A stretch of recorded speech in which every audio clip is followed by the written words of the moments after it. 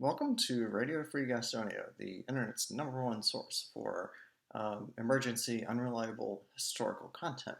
I'm your host, Alex. It's been a bit of a rough couple of months since the last time that we tuned in. Um, we got out of 2020, that horrible year, and we're making it through the COVID winter. But we've crossed the threshold of over 500,000 COVID deaths in America, which is just so staggering that it's inconceivable, really. We're going to get we might get close to like the amount of deaths in the Civil War. I hope we don't. But anyway, this is a catastrophe.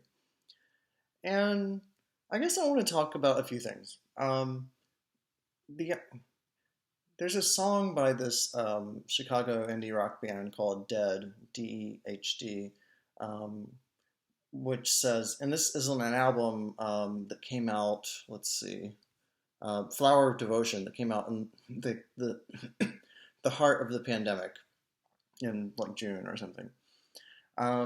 Do you want to disappear? Do you want to disappear? Do you want to disappear with me? And that's the chorus of the song, right? Do you want to disappear? What does it mean to disappear? I mean, to kill yourself, to run away and never be heard from again, to completely drop off the map. That's a kind of disappearing. And there was a story on CBS Sunday Morning just a few days ago about a man who was hiking on the Appalachian Trail whose body was found where he had died in Florida. And no one really knew who he was. He had no identification. He had no credit cards, driver's license, anything. And nobody really knew who he was. He had been met by other people on the Appalachian Trail, and he told them his name was Mostly Harmless. So this person tried to disappear as much as anyone can these days to get off of not just Facebook, but the driver's license and insurance system, to just really, really have no ties and no connections to anyone. So what does it mean to disappear in that sense? In that song by the band Dead, they say, do you want to disappear? Do you want to disappear? Do you want to disappear with me? And I think that's very significant, because it's one thing to disappear entirely, leave the whole table, the whole sort of field, and just disappear, like the people in Ursula Le Guin's classic wonderful story, The Ones Who Walk Away from Omelas. It's one thing to just disappear, but if you disappear with somebody else, you've not really disappeared, because they see you, like you've not disappeared to them. And this kind of got me thinking about the idea of home and family. A lot of us have been thinking about this. If you think about the North Carolina writer Thomas Wolfe, he wrote a famous book called Look Homeward, Angel. He also later wrote a book that was posthumously published. So how much you can say he wrote it? I mean, he did write it, but like it wasn't his exact vision. Anyway,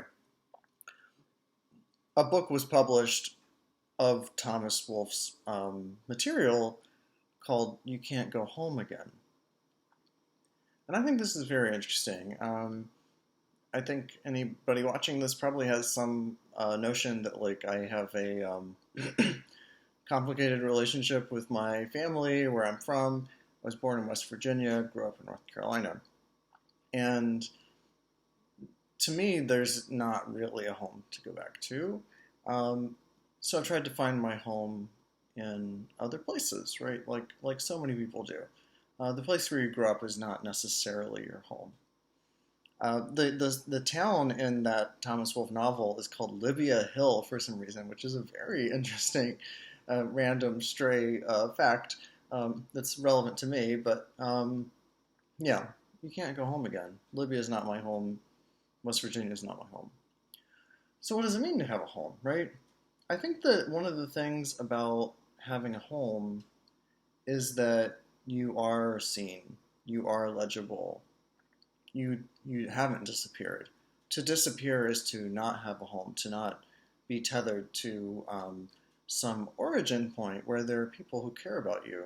That is disappearing, right? That's like in the wonderful Pixar film Cuckoo, like just disappearing because no one cares about you anymore. Nobody remembers you. Like that's real disappearing.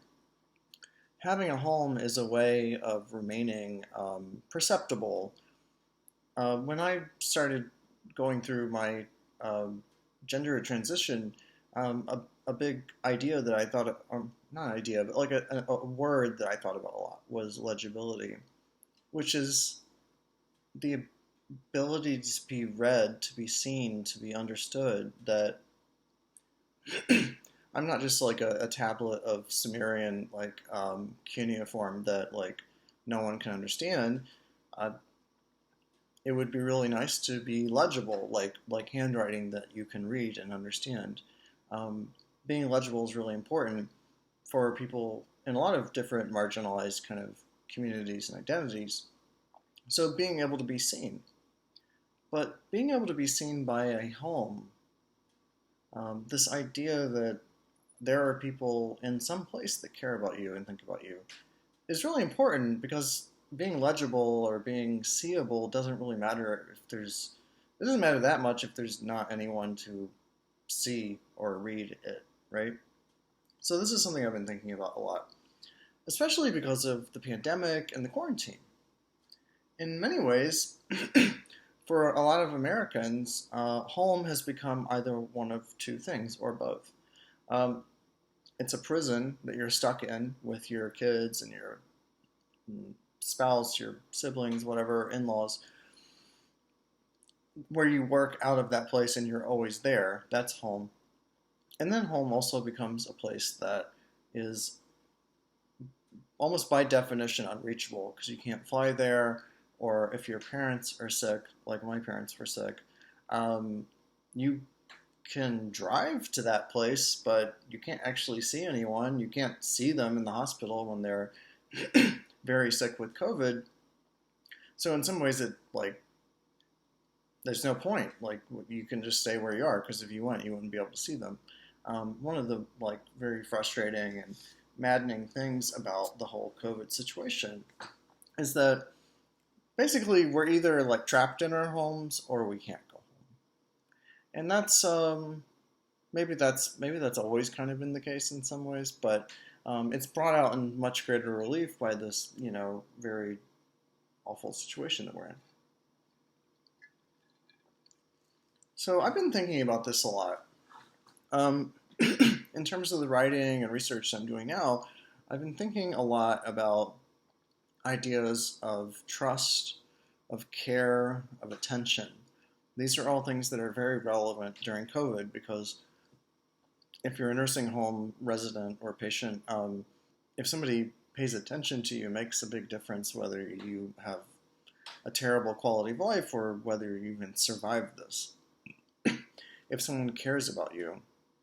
Now, this is a lot about what I've been writing about, looking at philosophers like Simone Weil over here, and the way they've thought and talked about the idea of attention, like paying attention to something. It matters, right? Like if you're paying attention to something, it almost by definition matters. If you're not paying attention to it or you don't care about it, then in some ways it's irrelevant. And then there's the question of trust. Who can you trust? Who can you trust when you need to? I think that this whole crisis and how just completely catastrophic it's been has only reinforced a lot of people's distrust of institutions, whether it's the vaccine or the CDC or the federal government or schools or whatever. Distrust that had already existed for decades in many cases. But to say, I don't trust you. I don't trust you with my children. I don't trust you with my body. You're not putting that virus vaccine thing into my body because I don't trust you. And I honestly don't believe that, like, a lot of people are feeling like I don't have a reason to believe you. So, what makes somebody trustworthy? Um, why do you trust someone? How do you build trust? How is trust rebuilt when it's been lost or it's gone, right? Um, what is it? What is really trust? Like, trust is such a big part of like the glue of social relations that make capitalism possible. That you can sell something on eBay and sort of know that even if you don't know the other person on the other side of the transaction, you kind of think it'll end up working out. Um, you can trust the people in your very immediate circle, maybe, but you can't trust all the other players in the market. So there has to be some other way of establishing this sense that like we can trust each other. And I think this has been really deeply challenged by this crisis because can you trust your teachers? Can the teachers trust their students? Can the teachers trust their students' parents? Are you going to cough on me and not wear a mask and lead to me and my family dying um, because you couldn't be bothered to do something or um, you have an ideological principled opposition to it? Are you someone I can trust? Which is another way of saying, are you someone who cares about my like actual best interests, my surviving and thriving? And a lot of us have been thrown into a situation that again is not that different from what existed before. It's all the same patterns and trends of like people being very isolated and mistrustful of each other, mistrustful of institutions. It's the same kind of trend or pattern, but it's like been magnified by COVID because it's like, can I trust my neighbors? Can I trust my family? Can I trust the people I go to work with, whether it's in person or not? Um, that's trust, and it's a very difficult thing to um, sort of recover when it's lost. And so I think that if we're ever going to rebuild the situation that we're in, into something better, it's going to have to be based on some idea of social trust, and that's going to be a steep climb. When you've lost trust, it's very hard to get it back. But I think about this wonderful scene in the movie Jojo Rabbit um, that that came out a few years ago. Well, I actually, who knows how long it was? Like, it actually might have been yesterday, but